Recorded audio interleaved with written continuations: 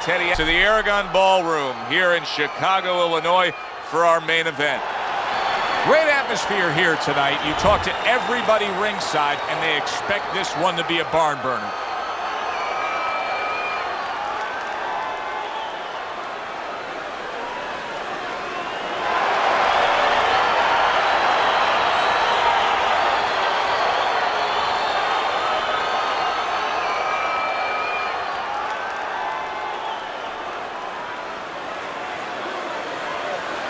Remember, guys, obey my commands at all times.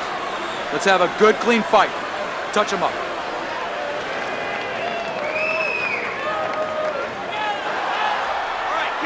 Everybody's been waiting for these two to meet up. Now they do, as round one is underway. Scored well up top. Keep moving, keep moving. If the shorter guy can get to the inside against the taller fighter, how can he do damage on the inside? What should we look for from him? Well, you remember when you were a kid, you walked downtown in Manhattan, you looked up at the Empire State Building, all those great tall buildings. Well, it's the same thing. You suddenly get inside, you look up, and wow, there's a tall building. Start breaking some windows. Not able to connect with the uppercut. He returns the favor with a right hand of his own.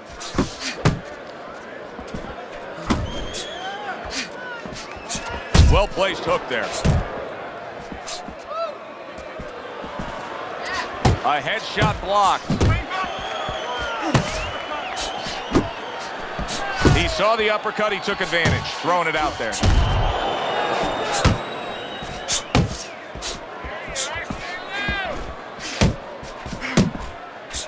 One, two. And now just wasting away some time with that clinch.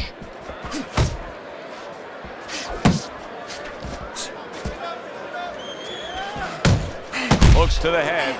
He clearly came in with a strategy here tonight, Teddy, and so many times it's, hey, I'm gonna bang that drum. Yeah, he is banging that drum. That drum happens to be the body, and he figures that he's gonna try to move on him, so start doing it early on, and later on, he's gonna have a guy in front of him. Double up and there you go. And he ties up on the inside.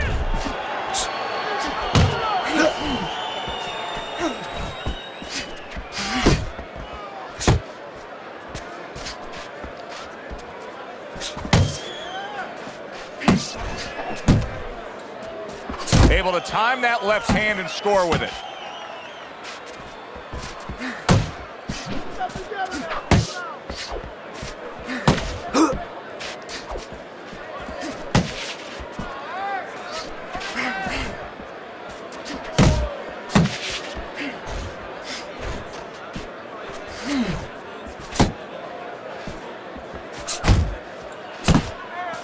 The kid's able to avoid that punch.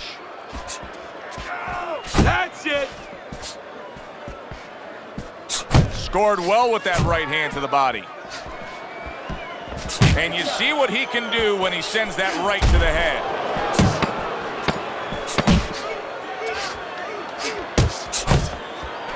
The kid's movement's really helping him out, avoiding that punch.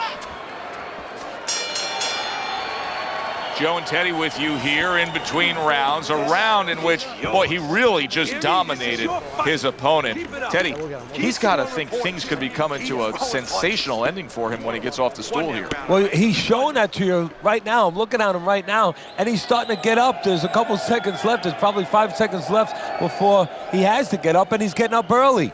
That shows you right what you're talking about. He's chomping at the bit. He's confident.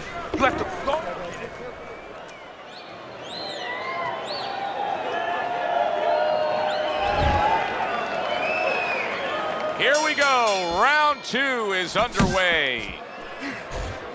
Some serious damage done on that power shot to the head. Dropped his hand, paid a price.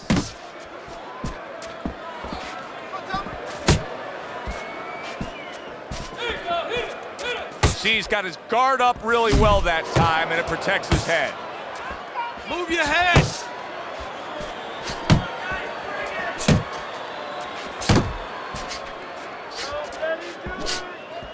Finish with a hook.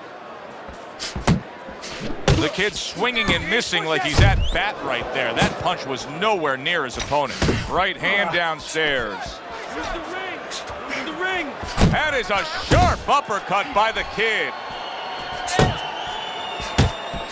Good shot there with that left. The kid's way off the mark. That punch didn't have a chance. Big right hand. Clinch him. The kid's not looking so solid on his feet, and he's clinching. That's a smart veteran move. Give yourself a break. Yeah, to be a top fighter, to be a champion someday, you have to sometimes put your pride over on the side. He's doing that right now. It's not about pride right now. It's about being smart. Wow, no doubt about it. Affected by that right hand. If I were him, I'd be hanging on a little bit here. And yet another big shot comes in. What a hook to the body, and he is down and in bad shape.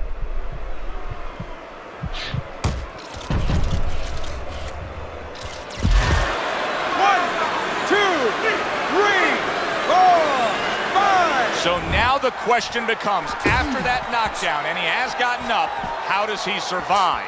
So one of the ways he survives is if he's been taught.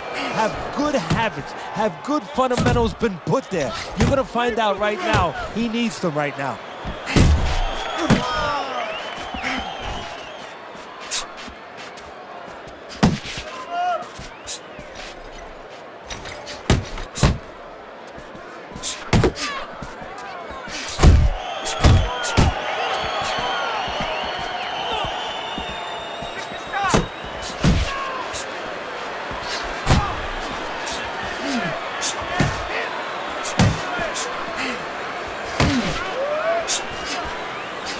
Needs to improve that accuracy, missed with the headshot.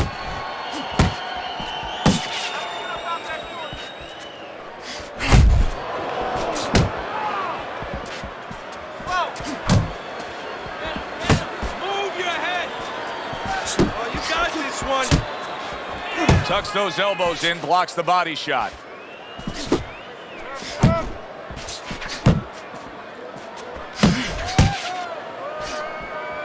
Just 10 seconds to go here in the second round. Distance.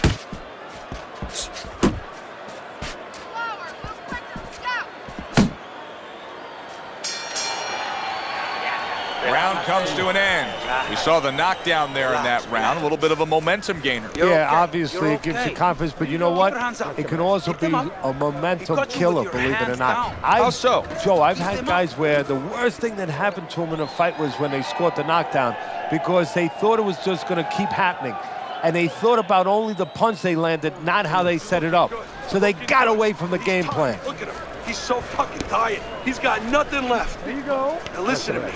I need you to double up your punches and keep the lead, all right?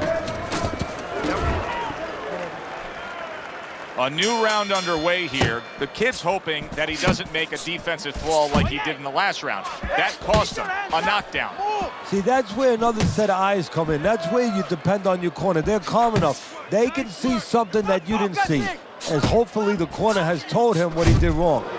Teddy, there are opportunities that are here for him, aren't there? Yeah. He falls victim to that big hook. Solid, and he goes down again. Will he get up from this?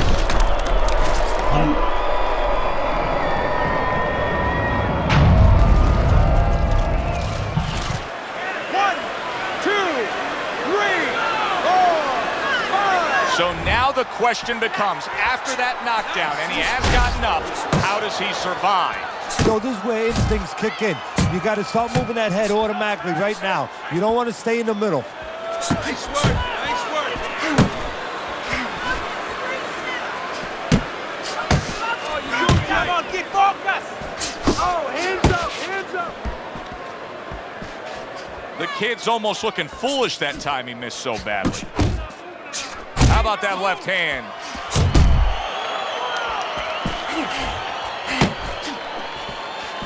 He has his target. He lands a straight right. Comes right back at him with a left hand.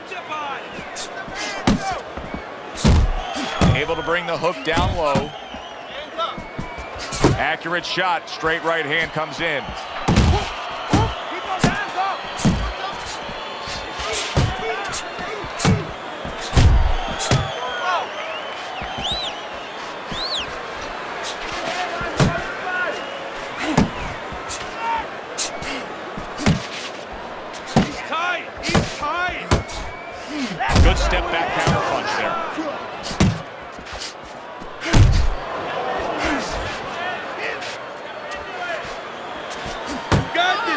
protecting his head. Big shot. Can you believe that? What a huge punch. You couldn't have seen that one coming. And those are the ones you usually don't prepare for. You prepare for the ones that are more sophisticated, the ones that are a little tighter in the gym. You don't have training for these. 2, 3, 4, 5, 6, 7, 8, 9. And somehow, some way, he's going to continue on here. And if he's going to stay in this fight, now he's got to avoid his opponent like the Black Plague. The kid's effort has been admirable, but I don't think he's getting the results he would like to get here. He's tiring himself. Yeah, what I think's starting to happen here, Joe, we saw him throwing a lot of punches, but not real effective punches. I'm wondering now, he's ahead right now in this part of the fight, but I'm wondering if he's getting discouraged because it didn't have the effect on his opponent he wanted it to. He gives as well as he takes. You saw it on that exchange. Distance, such a key factor always, Teddy, when it comes to defense. With his good foot movement, he's been keeping that distance. His opponent, how does he close that gap properly? Well, first of all, he's got to use his jab to close it because he's getting picked off coming in. He's getting pot-shotted. So he's got to have something coming at his opponent that keeps him distracted. Use that jab. Now, don't use it conventionally, Joe. You're jabbing at the head, you're not finding nothing. You're just finding space. So jab a little lower. Drop the sights a little bit. Jab at his chest. Just so you touch something, and then you can work your way in. You can start to find them a little. Calm down. Breathe. Breathe. He caught you with your hands down. Come on. Hands up. Hands up.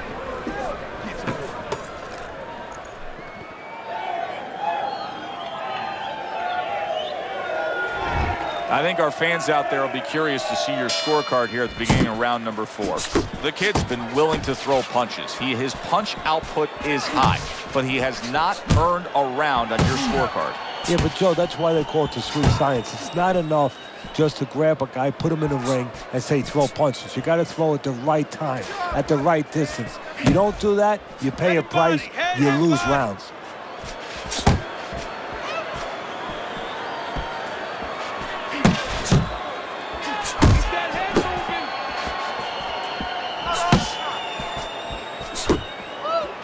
Hits him in the mug with the right. The kid's banged by a left hand. And just like that, he's able to turn things around. Remember, he was stunned. Now he's in control. Hey, remember, when you have that eraser, that power, you can suddenly get rid of a lot of mistakes. The kid is coming out here after being knocked down in the last round. Teddy, what are some of the things you look for that will tell you he's on steady ground, that he looks fine? Well, the first thing I look for is the base, the foundation. I mean, you look at a house, you want to see, and you want to make sure that that basement is solid. Oh, he is stunned. He could go down. Oh, and there you go. Can he beat the count? I don't think so here, Teddy. Now I know where they got that saying, falling like a sack of potatoes.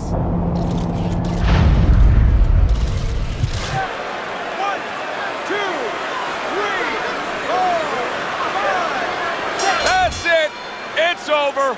Fight is over. The kid's a knockout victim. He couldn't beat the count.